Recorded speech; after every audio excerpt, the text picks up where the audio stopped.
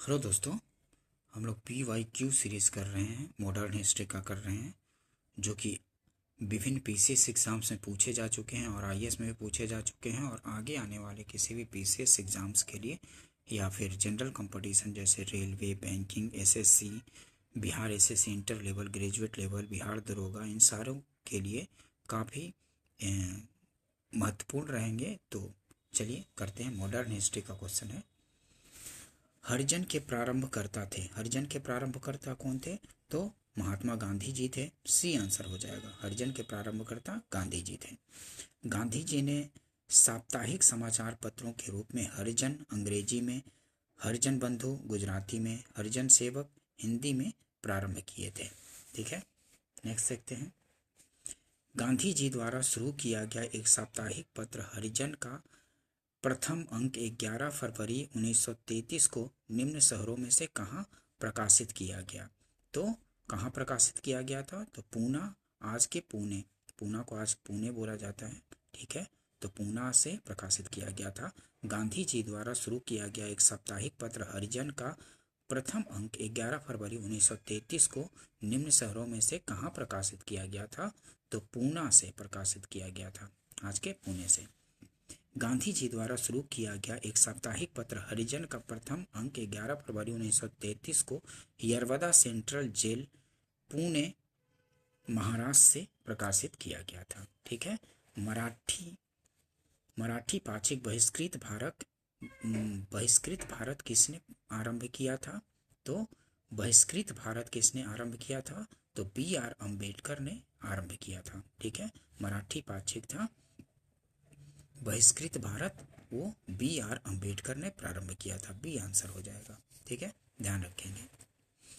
बहिष्कृत भारत पत्रिका से संबंधित थे, कौन थे? तो BR अम्बेडकर थे। ठीक है, भीमराव अम्बेडकर, डॉक्टर भीमराव अम्बेडकर बहिष्कृत भारत पत्रिका से संबंधित है। काफी बार पूछा जाता है बहिष्कृत भारत किसका है पत्रिका? तो BR अम्बेडकर का है। ठीक है, ध्यान रखेंगे, काफी इंपॉर्टेंट क्वेश्चन है दोस्तों। ठीक है, निम्नलिखित में से कौन सा एक जनरल अबुल कलाम आजाद द्वारा प्रकाशित किया गया था? तो अबुल कलाम आजाद द्वारा प्रकाशित किया गया था अल हिलाल था। निम्नलिखित में से कौन सा एक जनरल अबुल कलाम आजाद द्वारा प्रकाशित किया गया था? तो आप लोग को पता है अच्छे से, अल हिलाल जो था अबुल कलाम आजाद द्वारा प्रकाशित किया गया था। ए आंसर हो जाएगा।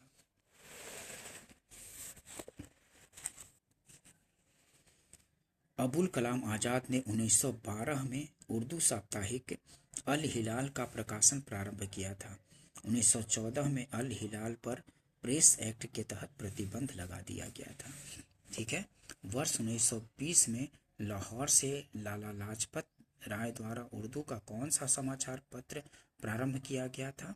तो वंदे मातरम था। वर्ष 1920 में लाहौर से लाजपत राय द्वारा उर्दू का कौन सा समाचार पत्र प्रारंभ किया गया था? तो वंदे मातरम था। ध्यान रखेंगे, ये आंसर हो जाएगा। लाला लाजपत राय ने लाहौर से एक उर्दू दैनिक वंदे मातरम और एक अंग्रेजी साप्ताहिक दी पीपुल निकाला।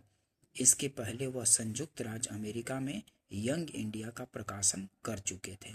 ठीक है, लाला लाजपत राय। नेक्स्ट देखते हैं, सूची 1 को सूची 2 से मिलाना है। एक तरफ समाचार पत्र और उसके संपादक दूसरी तरफ है, तो मैच करना है। तो हिंदू किसका है? तो हिंदू जी सुब्रमण्यम अय्यर का है। ठीक है, हिंदू का संपादन किसने किया था? तो जी सुब्रमण्यम अय्यर ने किया था। सुधारक का संपादक कौन थे? तो GK गोखले, गोपाल कृष्ण गोखले थे सुधारक के। और वॉइस ऑफ इंडिया के संपादक कौन थे? तो दादा भाई नौरोजी थे, वॉइस ऑफ इंडिया के। ठीक है, दादा भाई नौरोजी।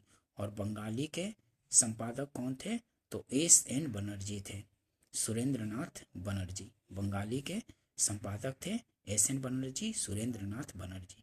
ठीक है, तो A का तीसरा, B का दूसरा और C का पहला और D का चौथा, तो D आंसर हो जाएगा।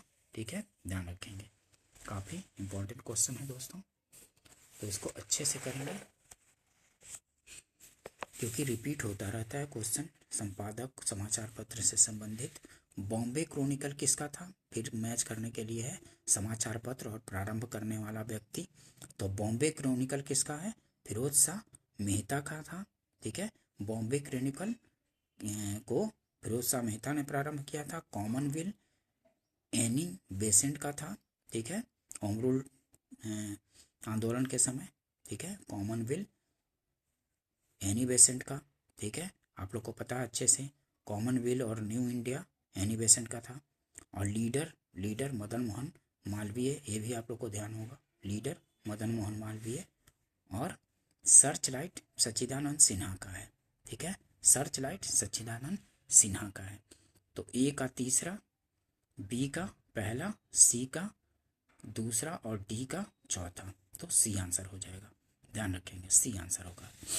Bombay Chronicle Pheroze Shah Mehta, Commonwealth Annie Besant, leader Madan Mohan Malviya और सर्चलाइट सच्चिदानंद सिन्हा का है। नेक्स्ट देखते हैं समाचार पत्र और प्रारंभ करने वाला या प्रकाशक का नाम है। तो लीडर आप लोग को पता है मदन मोहन मालवीय जी का था। बॉम्बे क्रॉनिकल तो फिरोज शाह मेहता का। और इंडिपेंडेंट तो आप लोग को याद ध्यान होगा, कल भी कराया था मैंने। इंडिपेंडेंट किसका, तो मोतीलाल नेहरू का। और जस्टिस का किसका था, तो जस्टिस टी.एम. नायर का था। Justice TM. नायर का। इंडिपेंडेंट ध्यान रखेंगे मोतीलाल नेहरू का। बॉम्बे क्रॉनिकल फिरोज शाह मेहता, लीडर मदन मोहन मालवीय का। ठीक है, तो ए का पहला, बी का दूसरा, सी का चौथा और डी का तीसरा। तो ए आंसर हो जाएगा, ध्यान रखेंगे। एक बार फिर से देख लीजिए, अच्छे से याद हो जाएगा। Leader Madan Mohan Malviya, Bombay Chronicle Pheroze Shah Mehta, Independent Motilal Nehru, Justice TM. Nair. ठीक है, नेक्स्ट देखते हैं सूची 1 का 2 से मिलान करने के लिए है। तो अबुल कलाम आज़ाद का कौन सा पत्रिका था, तो अबुल कलाम आज़ाद आप लोग को ध्यान होगा अल हिलाल। अबुल कलाम आज़ाद का। फिरोज शाह मेहता ये बॉम्बे क्रॉनिकल से जुड़े हुए थे। एनी बेसेंट न्यू इंडिया और कॉमनवेल्थ किनका था, एनी बेसेंट का, ध्यान होगा आपको।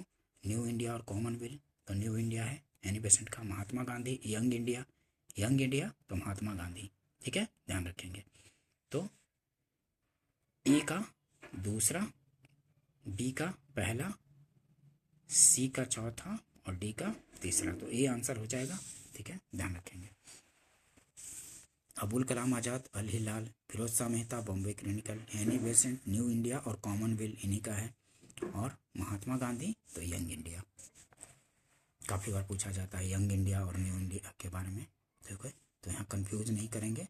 न्यू इंडिया और कॉमनवेल्थ किसका था, तो एनी बेसेंट का। महात्मा गांधी का यंग इंडिया था। ठीक है,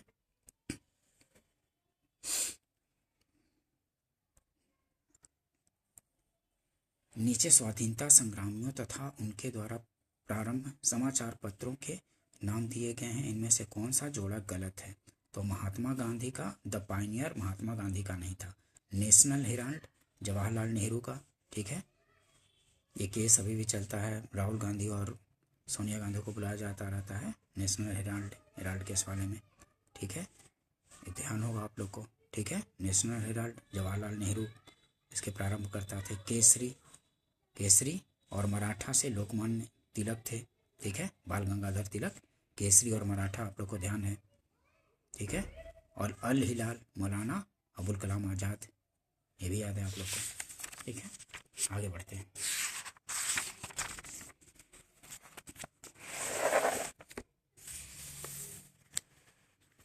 निम्नलिखित में से किसने कौमी आवाज पत्र का प्रारंभ किया था, तो जवाहरलाल नेहरू ने कौमी आवाज पत्र प्रारंभ किया था। यहाँ एक बार एक्सप्लेनेशन देख लेते हैं। द पायनियर समाचार पत्र का प्रारंभ 1865 ईस्वी में इलाहाबाद से जॉर्ज एलेन ने किया था। द पायनियर का प्रारंभ किसने किया था, जॉर्ज एलेन ने किया था। महात्मा गांधी द्वारा प्रारंभ किए गए समाचार पत्र इंडियन ओपिनियन, हरिजन, यंग इंडिया, नवजीवन अन्य विकल्प युग में सुमेलित थे। ठीक है, बाकी गांधी का कौन कौन था, इंडियन ओपिनियन, हरिजन, यंग इंडिया, नवजीवन। और जॉर्ज एलेन का था द पायनियर। ध्यान रखेंगे, जॉर्ज एलेन का द पायनियर। यहाँ देखते हैं निम्नलिखित में से किसने कौमी आवाज पत्र का प्रारंभ किया था? तो जवाहरलाल नेहरू ने किया था कौमी आवाज पत्र का प्रारंभ। ठीक है। कौमी आवाज नामक उर्दू अखबार का प्रकाशन 1945 में जवाहरलाल नेहरू तथा रफ़ी अहमद की दवाई द्वारा लखनऊ से प्रारंभ किया गया था। वर्ष 1997 में इस अखबार का प्रकाशन बंद हो गया। निम्नलिखित युग्मों में से कौन सुमेलित नहीं है? तो कौमी आवाज कौन थे? तो जवाहरलाल नेहरू और रफ़ी अहमद की दवाई के द्वारा स्टार्ट किया गया था। ठीक है। कौमी आवाज जवाहरलाल नेहरू और रफ़ी अहमद की दवाई द्वारा, अबुल कलाम आजाद द्वारा नहीं। प्रभात किसके द्वारा? एनसी केलकर, सही है। स्वराज टी प्रकाशम, नवजीवन तो महात्मा गांधी। ठीक है, ये सही है, बाकी डी गलत है, ध्यान रखेंगे। एक सही सुमेलित चुनना है तो इसमें एनी बेसेंट का कॉमनवेल्थ था और न्यू इंडिया भी एनी बेसेंट का ही था। न्यू इंडिया और कॉमनवेल्थ, सी सही है। यंग इंडिया बाल गंगाधर तिलक नहीं, ये यंग इंडिया किसका था? महात्मा गांधी था। मूक नायक महात्मा गांधी का नहीं, और केसरी बाल गंगाधर तिलक का था, बी आर अम्बेडकर का नहीं। ठीक है, तो देखिए यहाँ कॉमनवेल्थ एनी बेसेंट का, यंग इंडिया महात्मा गांधी का, केसरी बाल गंगाधर तिलक का, और मूक नायक भीमराव अम्बेडकर था। मूक नायक जो था भीमराव अम्बेडकर था, बी आर अम्बेडकर का। ठीक है, ध्यान रखेंगे। मूक नायक पूछा जाता है कई बार, पुस्तक और उसके संपादक से बहुत सारे क्वेश्चन पूछे जाते रहे, हर एग्जाम्स में एक न दो पूछे ही जाते रहते हैं, तो इसको अच्छे से करेंगे दोस्तों। ठीक है। निम्नलिखित में से कौन एक सही सुमेलित नहीं है? तो बी आर अम्बेडकर इंडिपेंडेंट आप लोग को याद है किनका था? तो मोतीलाल नेहरू का था। बी आर अम्बेडकर दिया हुआ है तो गलत हो जाएगा, यही गलत हो जाएगा। बाल गंगाधर तिलक केसरी, ये सही सुमेलित है। Any Besant new India, Commonwealth Annie Besant का। दादा भाई नौरोजी राष्ट्र गुप्तार, ये पता है आप लोग को, दादा भाई नौरोजी का राष्ट्र गुप्तार था, तो एक गलत हो जाएगा, सही सुमेलित नहीं है ये। ठीक है, ध्यान रखेंगे। राष्ट्र गुप्तार नामक पत्र दादा भाई नौरोजी से संबंधित है, केसरी बाल गंगाधर तिलक से, न्यू इंडिया एनी बेसेंट से संबंधित है, किंतु इंडिपेंडेंट बी आर अम्बेडकर से संबंधित नहीं है। भारत के लिए स्वशासन की मांग करते हुए मोतीलाल नेहरू ने इंडिपेंडेंट नामक समाचार पत्र निकाला था। ठीक है, इंडिपेंडेंट किसने? तो मोतीलाल नेहरू ने। ध्यान रखेंगे दोस्तों, काफ़ी इंपॉर्टेंट क्वेश्चन है। निम्न में से कौन सुमेलित नहीं है? तो इनमें से कौन सुमेलित नहीं है? बीजी तिलक, बाल गंगाधर तिलक का ये क्रम में सुमेलित है, सुमेलित क्रम में है, तो बीजी तिलक का केसरी, ठीक है। मराठा और केसरी बाल गंगाधर तिलक का था। न्यू इंडिया और कॉमनवेल्थ तो एनी बेसेंट का था। यंग इंडिया महात्मा गांधी का था, तो मैच नहीं है यहाँ पे। और मराठा सुरेंद्रनाथ बनर्जी का नहीं, बाल गंगाधर तिलक का था। तो any Besant, new India, Mahatma Gandhi, young India, बाल गंगाधर तिलक, मराठा एवं केसरी। ठीक है, तो सी सुमेलित है, बाकी गलत है। निम्नलिखित में एनी बेसेंट द्वारा निकाले गए दो अखबार कौन से थे? तो न्यू इंडिया और कॉमनवेल्थ थे ना एनी बेसेंट के द्वारा। एक और तीन हो जाए, ये न्यू इंडिया, न्यू हिंदू नहीं, न्यू इंडिया और कॉमनवेल्थ, एक और दो सही हो जाएगा, न्यू इंडिया और कॉमनवेल्थ, तो ये आंसर होगा। ठीक है, कॉमनवेल्थ एवं न्यू इंडिया एनी बेसेंट द्वारा निकाले गए अखबार थे। कॉमनवेल्थ पत्र किससे जुड़ा है? तो एनी बेसेंट से जुड़ा है। ठीक है, न्यू इंडिया और कॉमनवेल्थ। बिपिन चंद्रपाल से जुड़े थे, बिपिन चंद्रपाल न्यू इंडिया से जुड़े थे। अरविंद घोष किससे? तो वंदे मातरम से जुड़े थे। और ब्रह्म बांधव उपाध्याय संध्या से जुड़े थे, और मोहम्मद अली कॉमरेड से जुड़े थे। ध्यान रखेंगे। ठीक है, तो ए का पहला, बी का तीसरा, सी का चौथा और डी का दूसरा। ठीक है, तो ए आंसर हो जाएगा। बिपिन चंद्रपाल न्यू इंडिया से जुड़े थे, सही सुमेलित इस प्रकार है। बिपिन चंद्रपाल न्यू इंडिया से जुड़े थे, अरविंद घोष वंदे मातरम से, ब्रह्म बांधव उपाध्याय संध्या से, और मोहम्मद अली कॉमरेड से जुड़े थे। ठीक है, ध्यान रखेंगे। निम्नलिखित में से कौन क्रांतिकारी पत्र वंदे मातरम का संपादक था? तो वंदे मातरम का संपादक देखते हैं। वंदे मातरम समाचार पत्र का प्रथम प्रकाशन 6 अगस्त 1906 को कलकत्ता से हुआ। 6 अगस्त से 15 अगस्त 1906 तक बिपिन चंद्रपाल इसके संपादक थे। 24 अक्टूबर 1906 से 27 मई 1907 तक अरविंद घोष इसके संपादक थे। ठीक है,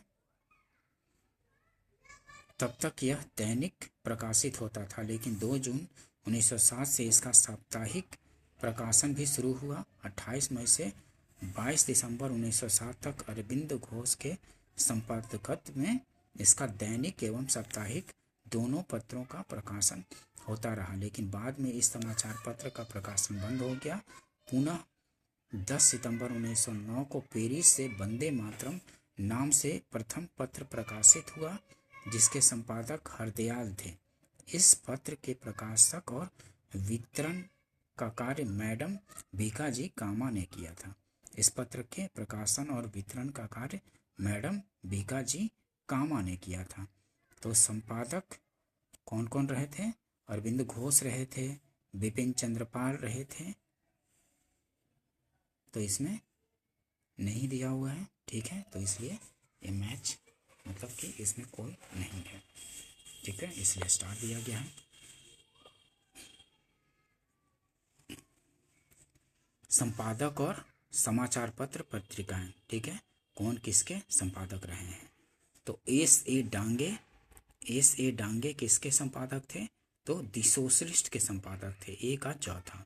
मुजफ्फर अहमद नवयुग के संपादक थे, ठीक है। मोहम्मद अहमद मुजफ्फर अहमद नवयुग के। गुलाम हुसैन किसके थे? तो इनकलाब के थे। और एम सिंगार वेलू किसके थे? तो लेबर किसान गजट के संपादक थे। एम सिंगार वेलू लेबर किसान गजट के, ठीक है। तो कौन हो जाएगा? बी आंसर हो जाएगा। ए का चौथा, बी का पहला, सी का दूसरा और डी का तीसरा। S A Dange the socialist, Muzaffar Ahmad Navyug, Ghulam Hussain Inquilab, M सिंगार वेलू लेबर किसान गजट, ठीक है, ध्यान रखेंगे। सामाजिक एवं धार्मिक सुधार आंदोलन, तो 19वीं शताब्दी के धर्म एवं समाज सुधार आंदोलनों ने जनसंख्या के किस वर्ग को मुख्यतः आकर्षित किया था? तो बुद्धिजीवी वर्ग को, नगरीय उच्च जातियां और उदार रजवाड़े, निर्धन साधारण वर्ग को नहीं, इनको आकर्षित नहीं किया था। बुद्धिजीवी को, नगरीय उच्च जातियां और उदार रजवाड़े को आकर्षित किया था।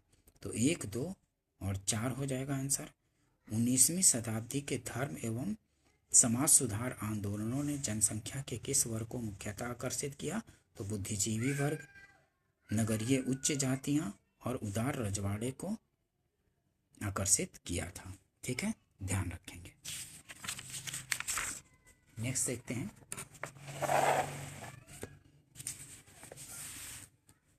निम्न में से किस वर्ग को सर्वप्रथम पश्चिमी सभ्यता ने प्रभावित किया था? तो शिक्षित हिंदू मध्य वर्ग को सर्वप्रथम पश्चिमी सभ्यता ने प्रभावित किया था। निम्न में से किस वर्ग को सर्वप्रथम पश्चिमी सभ्यता ने प्रभावित किया था? तो शिक्षित हिंदू मध्यम वर्ग को, ठीक है, ध्यान रखेंगे। शिक्षित हिंदू मध्यम वर्ग को सर्वप्रथम पश्चिमी सभ्यता ने प्रभावित किया। नवीन पाश्चात्य शिक्षित वर्ग तर्कवाद, विज्ञानवाद तथा मानवतावाद से बहुत प्रभावित हुआ। भारतीय समाज एवं धर्म सुधारकों ने इस नव ज्ञान से प्रभावित होकर भीतर से हिंदू धर्म और समाज को सुधारने का प्रयत्न किया और अंधविश्वासों, मूर्ति पूजा तथा तीर्थ यात्रा आदि को तर्क के तराजू में तौलकर धार्मिक एवं सामाजिक सुधार किए, ठीक है। तो शिक्षित हिंदू मध्यम वर्ग ने पश्चिमी सभ्यता से प्रभावित हुए थे ये लोग, ध्यान रखेंगे। काफ़ी इंपॉर्टेंट क्वेश्चन है दोस्तों, ठीक है। सेशन अगर पसंद आता हो तो इसको लाइक कीजिए, सब्सक्राइब कीजिए और अपने दोस्तों को शेयर भी कीजिए। ठीक है। और प्लेलिस्ट में बहुत सारे वीडियो आ चुके हैं, हिस्ट्री के भी, ज्योग्राफी के भी, तो उसको रिवाइज भी कीजिए। ठीक है, रिवाइज करने के लिए स्पीड बढ़ा लीजिए, 1.25 1.5 पे स्पीड बढ़ा करके यूट्यूब पे इसको रिवीजन कीजिए और सारे वीडियो को देखा कीजिए, पूरा देखिए तभी फ़ायदा होगा। ठीक है, ठीक है दोस्तों, आगे बढ़ते हैं। निम्न महापुरुषों में से कौन भारतीय जागृति का जनक कहलाता है? तो भारतीय जागृति का जनक कहलाता है राजा राम मोहन राय को कहा जाता है भारतीय जागृति का जनक। बी आंसर हो जाएगा।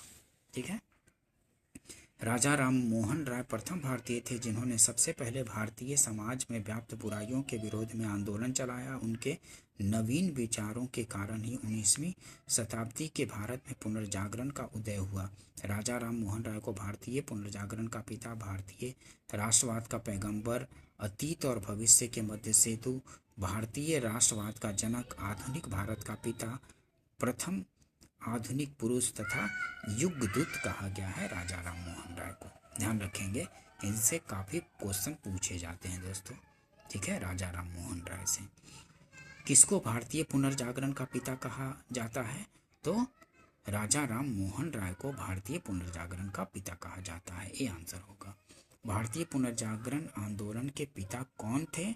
तो राजा राम मोहन राय थे। डी आंसर होगा। ठीक है, भारतीय पुनर्जागरण आंदोलन के पिता कौन थे? तो राजा राम मोहन राय। नेक्स्ट देखते हैं, भारत में पुनर्जागरण आंदोलन का अग्रणी दूत था, तो कौन था? राजा राम मोहन राय थे। भारत में पुनर्जागरण आंदोलन का अग्रदूत तो राजा राम मोहन राय। भारतीय राष्ट्रवाद का पैगंबर किसे माना जाता है? तो राजा राम मोहन राय को भारतीय राष्ट्रवाद का पैगंबर माना जाता है। बी आंसर होगा। भारत का प्रथम आधुनिक पुरुष किसे माना जाता है? तो राजा राम मोहन राय को माना जाता है। सी आंसर होगा। राजा राम मोहन राय द्वारा स्थापित प्रथम संस्था कौन सी थी? तो आत्मीय सभा जो थी वो राजा राम मोहन राय द्वारा स्थापित प्रथम संस्था थी। बी आंसर होगा। ठीक है, आत्मीय सभा। ठीक है, हिंदू धर्म के एकेश्वरवादी मत का प्रचार करने के लिए 1814 ईस्वी में राजा राम मोहन राय ने अपने युवा समर्थकों के सहयोग से आत्मीय सभा की स्थापना की थी। कब? तो 1814 ईस्वी में आत्मीय सभा की स्थापना की गई थी। ठीक है, ध्यान रखेंगे। 1814 में स्थापना की। 1828 ईस्वी में उन्होंने ब्रह्म समाज के नाम से एक नए समाज की स्थापना की, जिसे आगे चलकर ब्रह्म समाज के नाम से जाना गया। देवेंद्रनाथ टैगोर ने राजा राम मोहन राय के विचारों के प्रसार के लिए 1839 ईस्वी में तत्वबोधिनी सभा की स्थापना की। इस प्रकार राजा राम मोहन राय द्वारा स्थापित प्रथम संस्था आत्मीय सभा थी। ठीक है, आत्मीय सभा की स्थापना 1814 ईस्वी में और ब्रह्म समाज की स्थापना कब हुई थी? तो 1828 ईस्वी में ब्रह्म सभा। ठीक है, ध्यान रखेंगे, कंफ्यूज नहीं होंगे। राजा राम मोहन राय द्वारा स्थापित प्रथम संस्था आत्मीय सभा थी, जो कि 1814 में स्थापित की गई थी, 1814 में। और ब्रह्म समाज तो 1828 में ब्रह्म सभा की। निम्नलिखित में से कौन आत्मीय सभा के संस्थापक थे? तो राजा राम मोहन राय थे आत्मीय सभा के संस्थापक। आप लोग को पता है 1814 का। ब्रह्म समाज की स्थापना हुई थी कब? तो 1828 ईस्वी में, 1828 में। ठीक है, राजा राम मोहन राय ने 20 अगस्त 1828 को ब्रह्म सभा नाम के एक नए समाज की स्थापना की, जिसे आगे चलकर ब्रह्म समाज के नाम से जाना गया। ठीक है, 1828 में होगा। ठीक है, 1828, 29 दिया गया है, 1828 ब्रह्म सभा, ब्रह्म समाज। ठीक है, 1828। निकटतम आंसर 29 है, तो बी लगा देंगे। 1829 में राजा राम मोहन राय द्वारा ब्रह्म समाज की स्थापना की गई थी, तो 1828 1828 ईस्वी में। ब्रह्म समाज की स्थापना की किसने? तो राजा राम मोहन राय ने, डी आंसर होगा। ठीक है, नेक्स्ट देखते हैं, ब्रह्म समाज के संस्थापक कौन थे? तो राजा राम मोहन राय थे। नेक्स्ट देखते हैं, राम मोहन राय को राजा उपाधि किसने दी थी? तो अकबर द्वितीय ने दी थी राजा राम मोहन राय को राजा की उपाधि, अकबर द्वितीय ने। काफ़ी इंपॉर्टेंट क्वेश्चन है, ध्यान रखेंगे, बी आंसर होगा।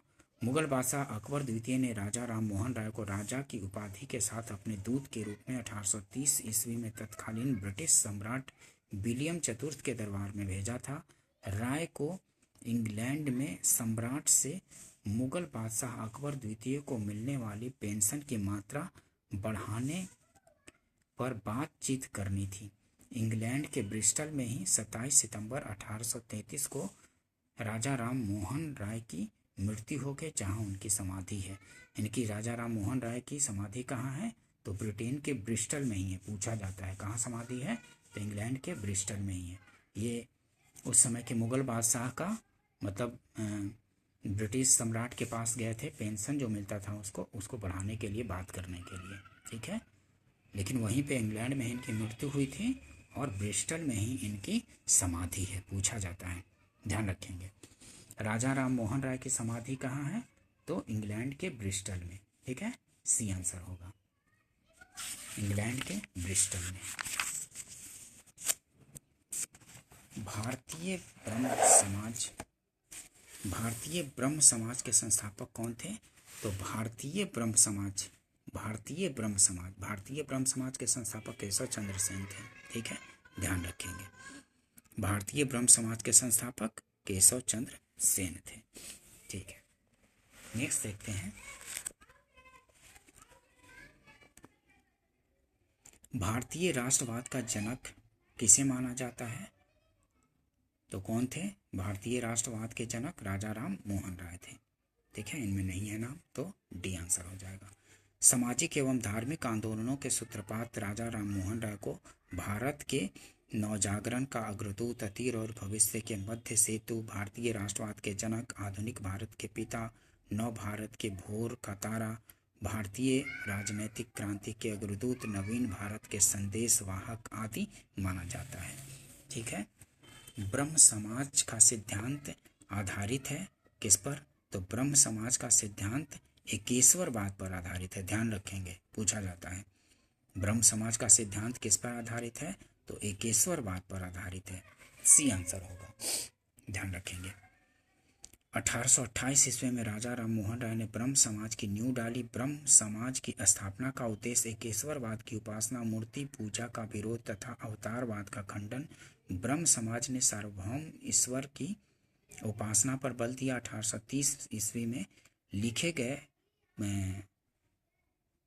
प्रन्यासकरण पत्र के अनुसार इस समाज का उद्देश्य शाश्वत, सर्वाधार, अपरिवर्त्य ईश्वर की पूजा है, जो सारे विश्व का कर्ता और रक्षक है। राजा राम मोहन राय ने निम्न में से किसका विरोध नहीं किया? तो पाश्चात्य शिक्षा का विरोध नहीं किया था।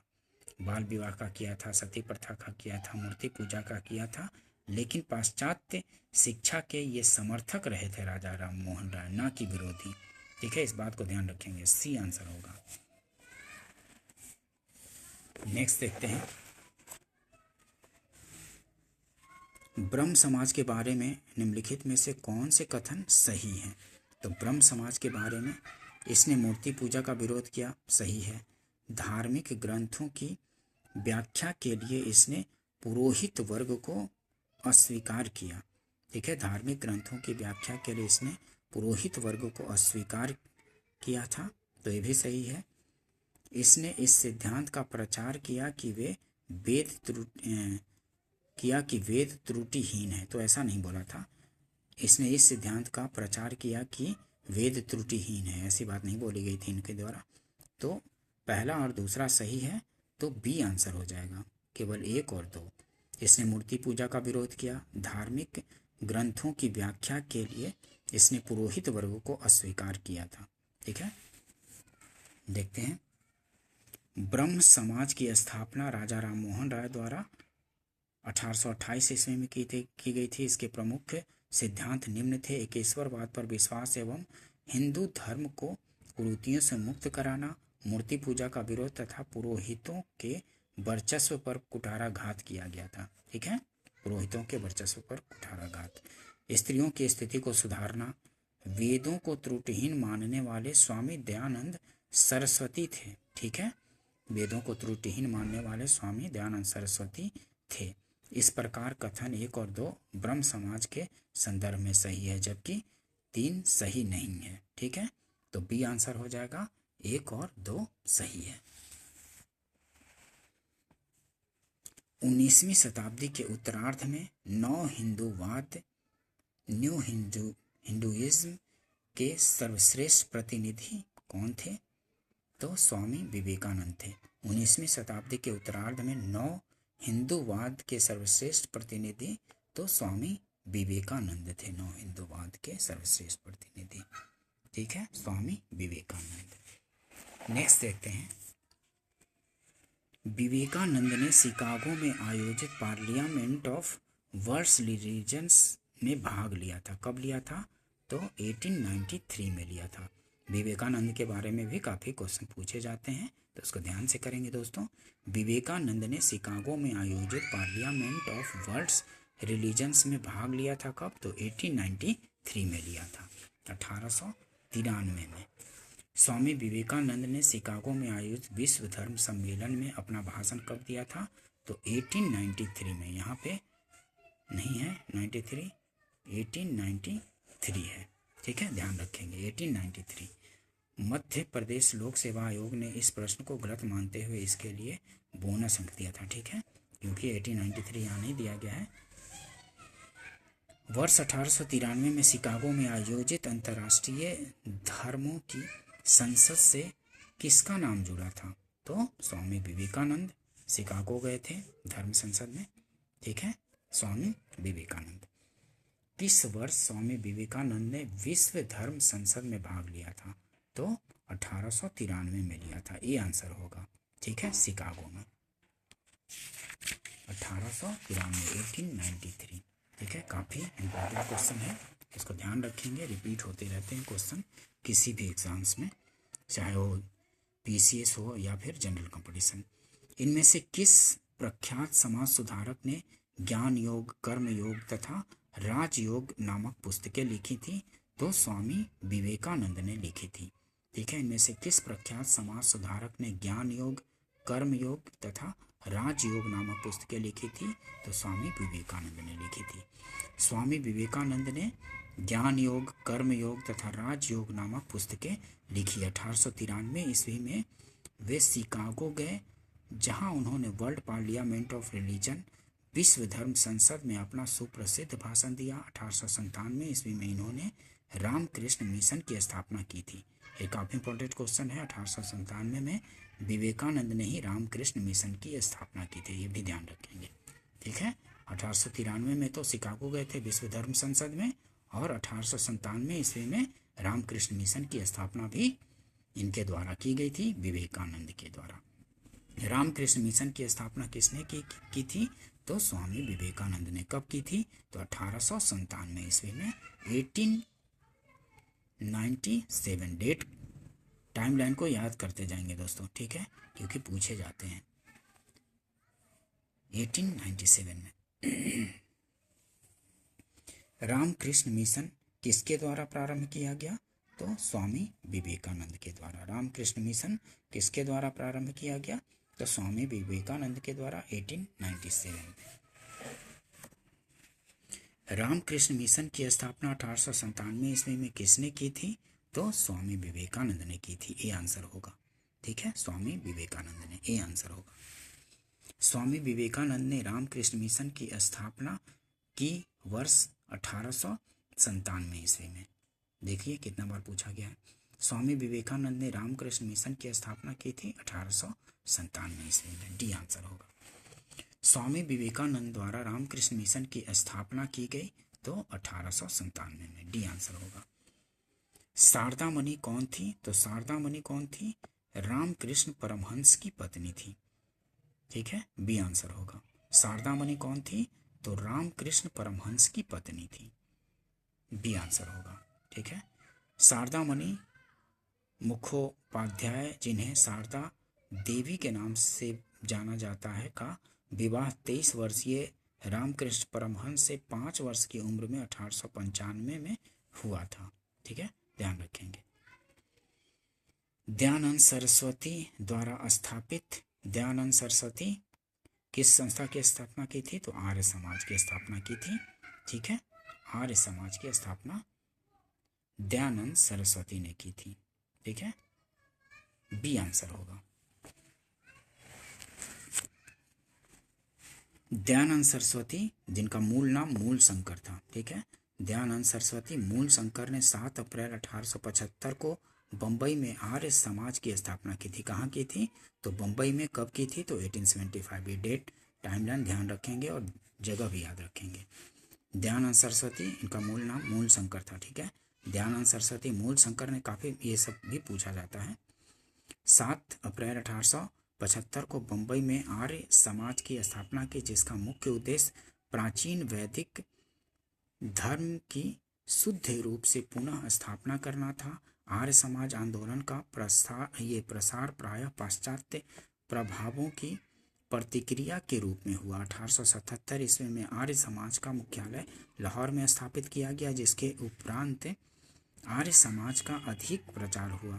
शुद्ध वैदिक परंपरा में विश्वास के चलते स्वामी जी ने पुनः वेदों की ओर चलो का नारा दिया था। इन्हें ने, ठीक है, दयानंद सरस्वती ने ही पुनः वेदों की ओर चलो का नारा दिया था। स्वामी दयानंद का उद्देश्य था कि भारत को धार्मिक, सामाजिक तथा राष्ट्रीय रूप से एक कर दिया जाए। धार्मिक क्षेत्र में वह मूर्ति पूजा, बहुदेववाद, अवतारवाद, पशु बलि, श्रद्धा, तंत्र मंत्र तथा झूठे कर्म कांडों को स्वीकार नहीं करते थे। वह वेदों को ईश्वरीय ज्ञान मानते थे तथा उपनिषद काल तक के साहित्य को स्वीकार करते थे। आर्य समाज के नियम तथा सिद्धांत सबसे पहले बम्बई में गठित किए गए, पुनः उसे 1877 ईस्वी में लाहौर में संपादित कर एक निश्चित रूप दिया गया। आर्य समाज का प्रचार प्रसार पंजाब में अत्यधिक सफल रहा तथा कुछ सीमा तक उत्तर प्रदेश, गुजरात तथा राजस्थान में भी इसे सफलता मिली। लाला हंसराज, पंडित गुरुदत्त, लाला लाजपत राय तथा स्वामी श्रद्धानंद इसके विशिष्ट कार्यकर्ताओं में से थे। 1892-93 ईस्वी में आर्य समाज 2 गुटों में बट गया। ठीक है, इस एक गुट पाश्चात्य शिक्षा का समर्थक था, जबकि दूसरा गुट पाश्चात्य शिक्षा का विरोधी। पाश्चात्य शिक्षा के विरोधियों में स्वामी श्रद्धानंद, लेखराम और मुंशी राम प्रमुख थे। इन लोगों ने 1902 ईस्वी में गुरुकुल की स्थापना की। पाश्चात्य शिक्षा के समर्थकों में लाला लाजपत राय तथा हंस राज प्रमुख थे। इन लोगों ने दयानंद एंग्लो वैदिक कॉलेज की स्थापना की। ठीक है, आर्य समाज के बारे में इतना इंपॉर्टेंट फैक्ट ध्यान रखेंगे। आर्य समाज की स्थापना किस वर्ष हुई थी? तो 1875 ईस्वी में। कब हुई थी? 1875 ईस्वी में बम्बई में हुई थी। ठीक है, आर्य समाज की स्थापना दयानंद सरस्वती ने की थी 1875 ईस्वी में बम्बई में। वेदों के पुनरुत्थान का श्रेय किसे है? तो स्वामी दयानंद सरस्वती का है। ठीक है, वेदों के पुनरुत्थान का श्रेय स्वामी दयानंद सरस्वती का है, ध्यान रखेंगे।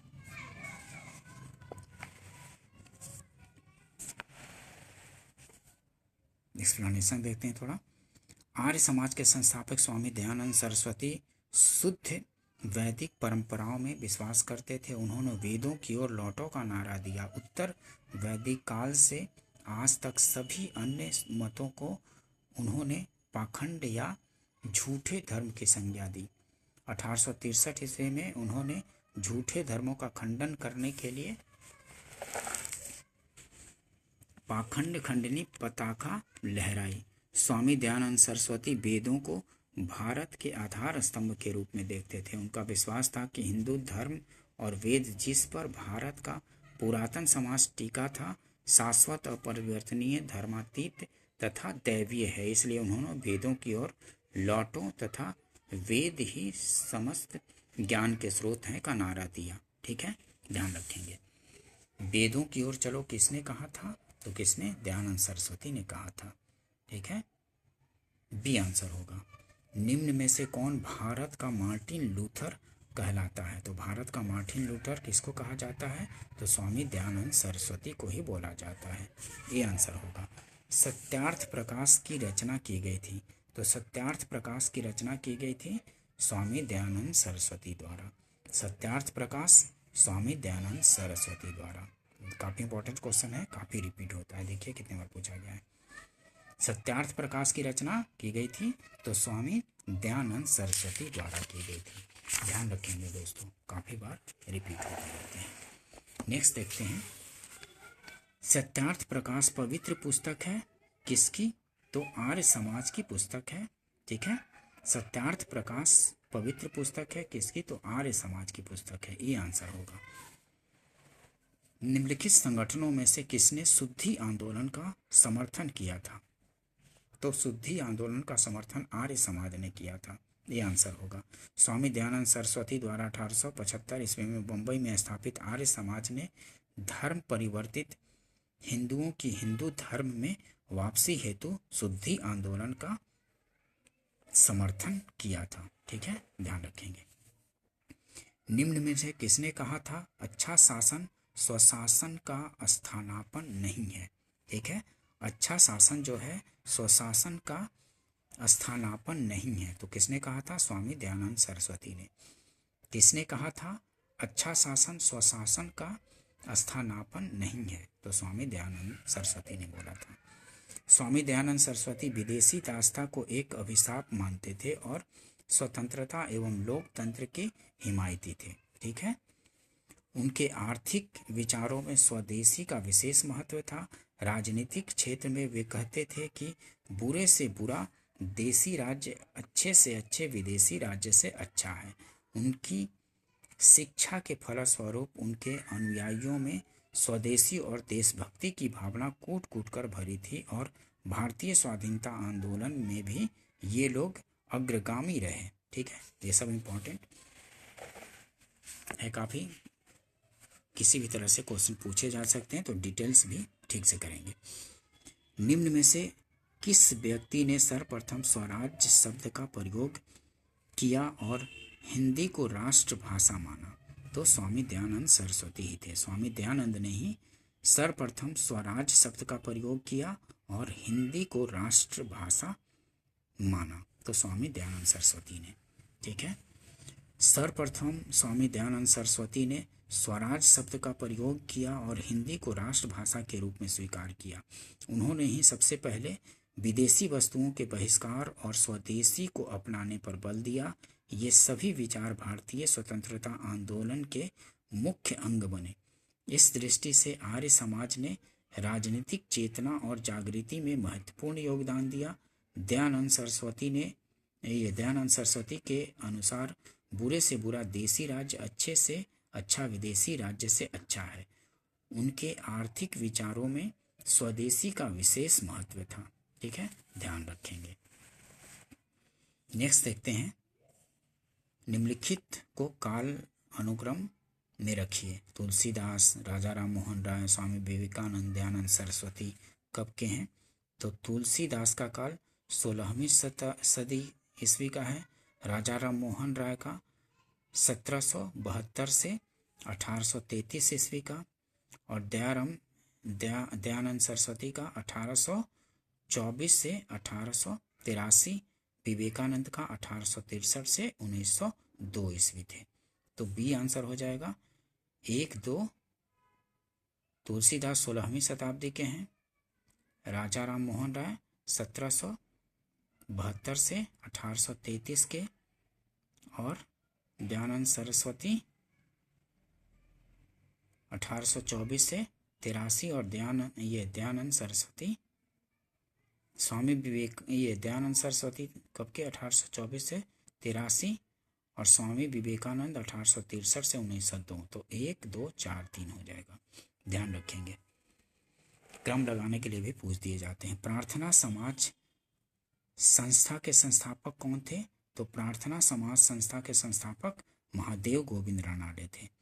प्रार्थना समाज संस्था के संस्थापक कौन थे? तो महादेव गोविंद रानाडे थे। डी आंसर होगा। ठीक है। प्रार्थना समाज की स्थापना 1867 ईस्वी में बंबई में हुई थी। आचार्य केशव चंद्र सेन की प्रेरणा से आत्माराम पांडुरंग द्वारा की गई थी। ठीक है। महादेव गोविंद रानाडे इस संस्था से 1869 में जुड़े। इस संस्था का प्रमुख उद्देश्य जाति प्रथा का विरोध, स्त्री पुरुष की विवाह की आयु में वृद्धि, विधवा विवाह, स्त्री शिक्षा को प्रोत्साहन देना था। रानाडे का सामाजिक सुधार आंदोलन 19वीं शताब्दी के अंत तक सफलतापूर्वक जारी रहा। सामाजिक सुधार कार्यक्रमों में उनके दो अन्य सहयोगी धोंदो केशव कर्वे तथा विष्णु सातरे थे। रानाडे तथा कर्वे ने विधवा पुनर्विवाह आंदोलन का संचालन किया और विधवाओं को शिक्षा देने के लिए विधवा आश्रम संघ की स्थापना की। इस आश्रम का उद्देश्य विधवाओं को शिक्षिकाओं, परिचारिकाओं अथवा दाइयों के रूप में प्रशिक्षित करके आत्मनिर्भर बनाना था। धोंदो केशव कर्वे विधवा पुनर्विवाह संघ के सचिव थे। रानाडे का उल्लेख पश्चिमी भारत में सांस्कृतिक पुनर्जागरण का अग्रदूत के रूप में जाना जाता है। किसको? महादेव गोविंद रानाडे को। ठीक है। तो प्रार्थना समाज संस्था के संस्थापक कौन थे? तो महादेव गोविंद रानाडे थे।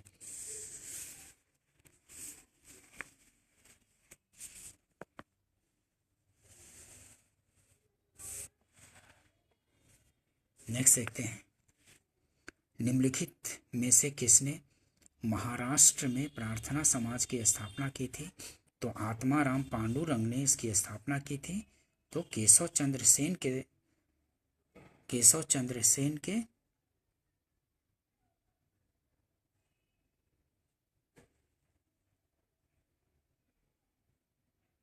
प्रेरणा से की थी। आत्माराम पांडुरंग ने महाराष्ट्र में प्रार्थना समाज की स्थापना 1867 ईस्वी में 1867 में।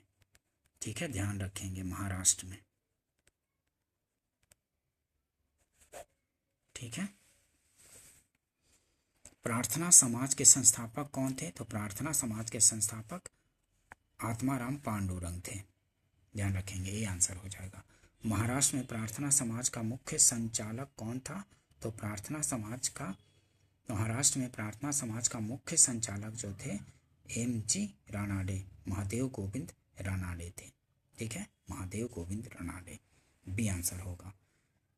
देव समाज का संस्थापक निम्न में से कौन था? तो देव समाज का संस्थापक जो था शिव नारायण अग्निहोत्री थे। देव समाज के संस्थापक कौन थे? तो शिव नारायण अग्निहोत्री थे। सी आंसर हो जाएगा। देव समाज की स्थापना 1887 ईस्वी में शिव नारायण अग्निहोत्री ने लाहौर में की थी। ये ब्रह्म समाज के पूर्व अनुयायी थे। इस समाज के उपदेशों को देव शास्त्र नामक एक पुस्तक में संकलित किया गया है। इसमें प्रभु की सत्ता, आत्मा की अमरता, गुरु की महत्ता और सत्कार्यों की आवश्यकता पर बल दिया गया है। 1913 ईस्वी के बाद शिव नारायण अग्निहोत्री द्वारा अपने द्वितीय पुत्र देवानंद को आध्यात्मिक उत्तराधिकारी नियुक्त करने के बाद इस आंदोलन की सार्वजनिक लोकप्रियता समाप्त हो गई। ठीक है, नेक्स्ट देखते हैं, किसने 1873 ईस्वी में सत्यशोधक समाज की स्थापना की थी? तो सत्यशोधक समाज काफ़ी इम्पोर्टेंट है संस्था, ज्योतिबा फूले ने की थी। ध्यान रखेंगे दोस्तों, ज्योतिबा फूले से भी क्वेश्चन काफ़ी पूछे जाते हैं, हमेशा रिपीट होते हैं।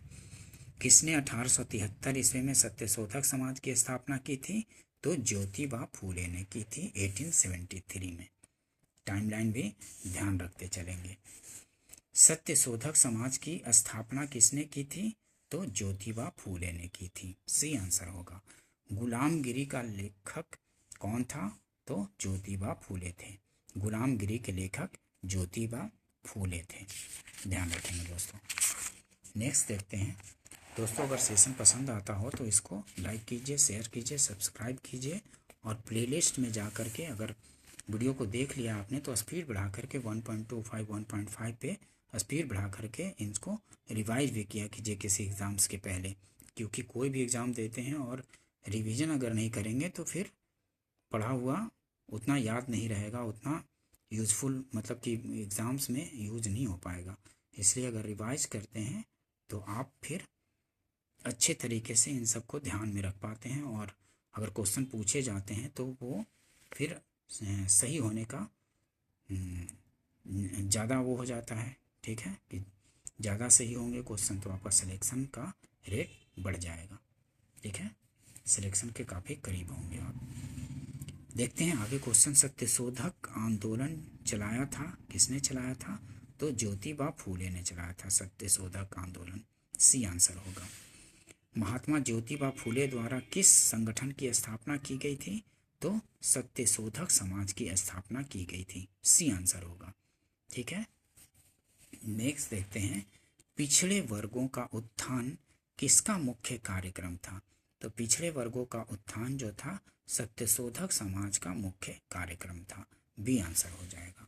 ठीक है, पिछड़े वर्गों का उत्थान सत्यशोधक समाज का मुख्य कार्यक्रम था। इसकी स्थापना 1873 ईस्वी में ज्योतिबा फूले ने की थी। यह आंदोलन दलितों और निम्न जाति के लोगों के कल्याण के लिए चलाया गया। अपनी ब्राह्मण विरोधी गतिविधियों का संगठित रूप में प्रसार करने के लिए उन्होंने आलोचनात्मक ग्रंथों, सार्वजनिक सत्य धर्म पुस्तक तथा गुलामगिरी की रचना की थी। ठीक है, ध्यान रखेंगे गुलामगिरी की रचना इन्हीं के द्वारा की गई थी, सत्यशोधक समाज के ज्योतिबा फूले द्वारा। वह बंगाली नेता कौन था जिसने सामाजिक धार्मिक सुधारों का विरोध किया और रूढ़िवादिता का समर्थन किया था? तो राधाकांत देव थे। वह बंगाली नेता कौन था जिसने सामाजिक धार्मिक सुधारों का विरोध किया और रूढ़िवादिता का समर्थन किया था? ठीक है दोस्तों, सेशन पसंद आता हो तो इसको लाइक कीजिए, सब्सक्राइब कीजिए और शेयर भी कीजिए। मिलते हैं नेक्स्ट वीडियो में। ठीक है, वीडियो देखने के लिए थैंक यू। मिलते हैं नेक्स्ट वीडियो में।